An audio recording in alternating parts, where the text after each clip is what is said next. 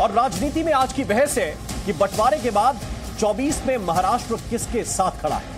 उद्धव ठाकरे की शिवसेना को एकनाथ शिंदे ने तोड़ा, शरद पवार की एनसीपी को उनके भतीजे अजित पवार ने तोड़ा।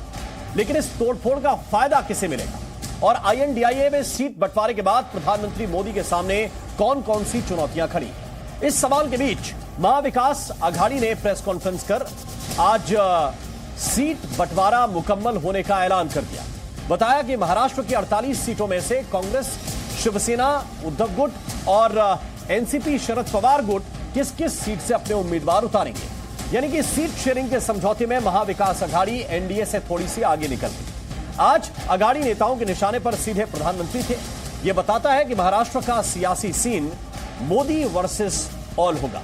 कल ही प्रधानमंत्री मोदी ने महाराष्ट्र के चंद्रपुर की रैली में असली शिवसेना और नकली शिवसेना की बात की।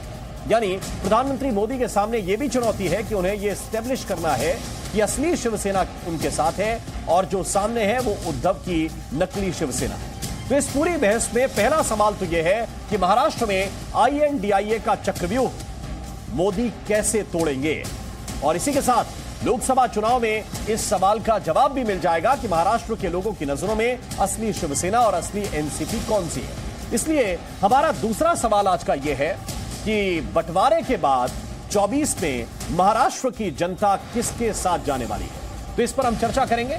बीजेपी के प्रवक्ता अजय आलोक साहब इस वक्त हमारे साथ जुड़े हुए हैं। शिवसेना यूबीटी के नेता किशोर तिवारी जी इस वक्त हमारे साथ हैं। आप दोनों का बहुत बहुत स्वागत है। बहस की हम शुरुआत करते हैं, लेकिन उससे पहले दोनों तरफ से आज क्या दावे किए गए हैं वो आपको दिखाते हैं।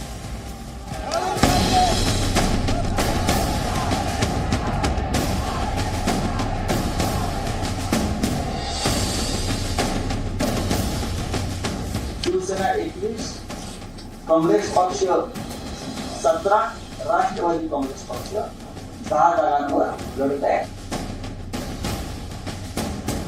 अयोध्या में राम मंदिर के निर्माण पर अड़ंगा कौन लगाता था? कोर्ट में किस पार्टी के लोग भगवान राम के अस्तित्व पर सवाल उठाते थे? पूरी जनता ने तय किया है कि इस बार जो मैंने नारा दिया था किसको तड़ीपार करना है तो जनता करके दिखाई।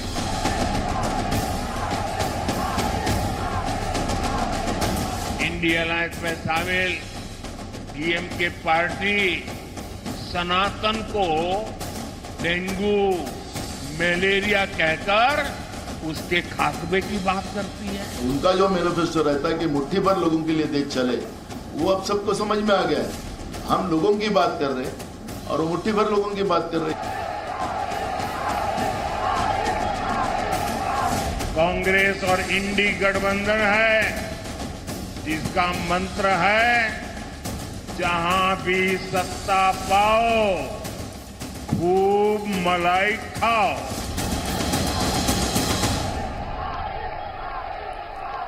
तो आइए चर्चा की शुरुआत करते हैं। दोनों खास मेहमान हमारे साथ हैं। अजय आलोक बीजेपी की ओर से, किशोर तिवारी शिवसेना यूबीटी की ओर से। सबसे पहले आप दोनों मेहमानों को यह सूचित करते हुए कि आपको अपनी बात कहने के लिए 2-2 मिनट का समय मिलेगा। सबसे पहले किशोर तिवारी साहब, 24 में महाराष्ट्र किसकी तरफ जा रहा है?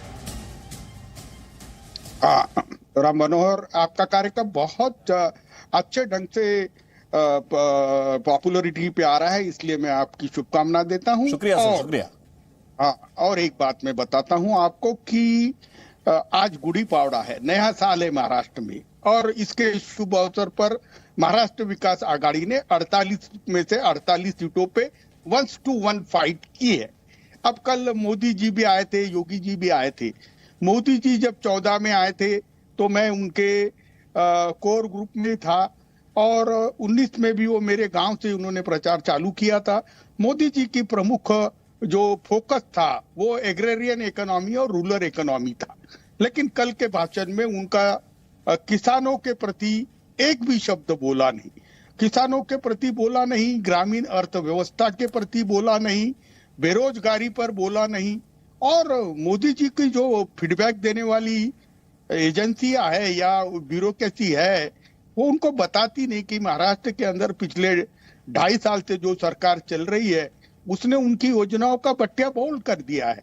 हाँ, वो यहाँ पर घर नहीं बने बराबर, पीने के पानी की व्यवस्था हुई नहीं, और किसानों की आत्महत्या चरम सीमा पे है। कपास के दाम मिल नहीं रहे हैं, लोगों में आक्रोश है। और ऐसी परिस्थिति है और इतना आक्रोश है कि मेरे मित्र नितिन गडकरी की भी चुनाव की सीट फंस गई है। और मैं ऐसी हालात में मैं देखता हूँ राम की सुपड़ा साहब भी होने वाला है, तड़ी पार भी होने वाले हैं, क्योंकि जिस तरीके से वर्टिकल स्प्लिट किया वो लोगों को पसंद नहीं आया। जिन पर बहुत बीजेपी भ्रष्टाचार के आरोप करते थे अजय लोग, उनको ही आपने अपने पास ले लिया। अब उनको आप असली बोल रहे हो या नकली बोलो, जनता ही तय करेंगी। और आज सीटों के इससे तो मुझे लगता है कि महाराष्ट्र यह तय करेगा अगला प्राइम मिनिस्टर कौन होगा। ठीक, और महाराष्ट्र तय करेगा। मुझे सभी राज्यों की यही एक तरह की नैरेटिव होता है कि बिहार तय करेगा, कि महाराष्ट्र तय करेगा, कि यूपी तय करेगा, जनता तय करेगी। मैं आ रहा हूं सर, 120 सेकंड आपके हो गए, फिर दोबारा आऊंगा मैं।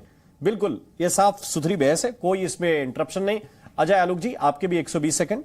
और बात इतनी सी है कि थोड़ा सा विलंब आपको सीटों के बंटवारे में हो रहा है, क्या ये इस वजह से कि बहुत सारे आपके साथी नए जुड़े हैं, उनको एडजस्ट करना है? देखिए राम जी, सबसे पहले तो किशोर जी ने नेशनल टेलीविजन पे पहला झूठ बोला कि कपास की कीमत तो नहीं बढ़ी है। कपास की एमएसपी में 6080 से 6620 रुपया किया गया है 23-24 में। किशोर जी चेक कीजिए, गलत नहीं बोलना है। पहली बात, एक भी बात हम लोग गलत ना बोले तो बेहतर रहेगा, क्योंकि सबको हम लोग रिकॉग्नाइज पॉलिटिकल पार्टी के स्पोक्स पर्सन है। 6080 से 6620 2023-24 कॉटन प्राइजेस एमएसपी, मार्केट की बात नहीं कर रहा हूं, वो तो और बढ़ गया। खैर एनीवे, आज की तारीख में बस एक कॉन्ट्रडिक्शन महाराष्ट्र की जनता से पूछना चाहूंगा। ये तीनों उम्मीदवार जब साथ मिलकर जाएंगे तो क्या शिवसेना के कैंडिडेट को, जो खुलेआम छाती पीट के बोलते हैं, किशोर तिवारी भी वही बोल सकते हैं कि उन्होंने बाबरी मस्जिद गिराई है, बोलिए गिराई है कि नहीं गिराई है, मुसलमान वोट देगा? नहीं देगा। तो क्या कांग्रेस के कैंडिडेट को, जिसको बाला साहेब बोलते थे, छाती पीट के बोलते थे, किशोर तिवारी भी बोलेंगे कि मैं कांग्रेस के साथ जाने से अच्छा है अपनी दुकान बंद कर दूं? तो शिव सैनिक क्या कांग्रेस को और एनसीपी को वोट देंगे? चॉइस जनता के पास है। इनका गठबंधन फुल ऑफ कॉन्ट्रडिक्शन है। हमें क्यों देंगे? एक तो हमारे पास ब्रांड मोदी है, जिनके नेतृत्व में सब आगे बढ़ रहे हैं, और शिवसेना टूटी नहीं है। बाला साहब की ओरिजिनल शिवसेना हमारे साथ आई है। अजीत पवार अगर एनसीपी छोड़ के आए हैं तो परिवारवाद की जड़ों से निकल के आए हैं, जो अजीत पवार को इग्नोर करके सुप्रिया सूले को आगे बढ़ाना चाहते थे शरद पवार, जो कि अजीत पवार को मौजूद नहीं था, क्योंकि अपने खून पसीने से उन्होंने एनसीपी सींची थी। बारामती सीट बिना अजीत पवार के नहीं जीत सकती थी सुप्रिया सूले, आज तक नहीं जीती है। और अजीत पवार ने इसलिए एनसीपी तोड़ के, जो ओरिजिनल एनसीपी थी, जिसका थॉट था 2014 में भी कि भारतीय जनता पार्टी के साथ जाना चाहिए, वो हमारे साथ आए हैं। तो ये गठबंधन जो है, महायुति जिसको हम कहते हैं, ये पूर्णतः रूप से जनता की नजरों में ट्राइड एंड टेस्टेड है, जिसका अगुवाई मोदी जी कर रहे हैं। महाराष्ट्र ने इसका परिणाम देखा है, जब देवेंद्र फडणवीस के नेतृत्व में 5 साल हम लोग आगे बढ़े।